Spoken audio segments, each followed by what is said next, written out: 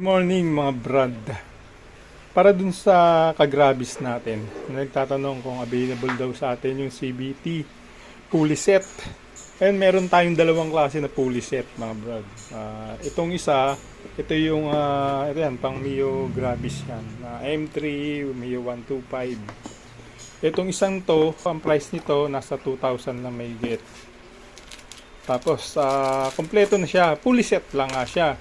Ibig sabihin ng pulley set, backplate, drive pace, tsaka pulley. Tapos yung pinaka niya, dalawang klase. Isang pang-touring, tsaka isang pang-aggressive. Ito yung pang-aggressive niya. So, ito yung pang-touring lang. Ayan. Dalawa siya. Yung pinaka-drive pace niya, dalawa. Ngayon, mamimili na lang kayo dyan kung ano yung palalagay nyo. Ito yung pinaka-pulley, may lagayan ng flyball. Kaso lang, walang flyball to. Ang kasama lang dito, itong pulley, backplate, drive pace, tsaka itong bushing.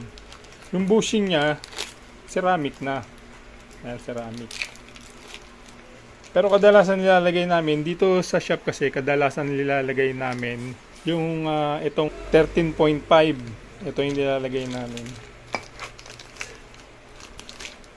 Ayun, para doon sa nag-inquire na kung pwede daw pa-videohan, mukhang mamimili siya kung ano yung kukunin niya. Ngayon, ito namang isa, ito yung yan, kung tawagin to, Thunder CBT system. Ito kompleto na siya. Makita niyo siya sa picture pa lang. Meron torsion control, center spring, tapos CBT set na parang yung isang set na ganito. Yun lang, medyo mas mahal to. Ito yung kabuuan niya. Yan, may flyball na yan. Para doon sa mga mahilig mag-DIY naman, ito, bagay sa inyo to. Baga, hindi na kayo magtitimpla, baga nakatono na yan. Ayan, nagdaan na ng dyno na yan. Meron na siyang dyno result. Ayan, kagandahan ng set na to. Yan, may torsion control, center spring, tapos meron siyang result ng pagkaka-dyno sa kanya.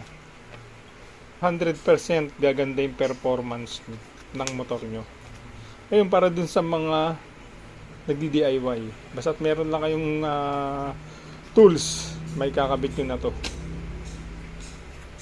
Tapos yung flyball niya, yan, combi. Naka-combi yung flyball niya.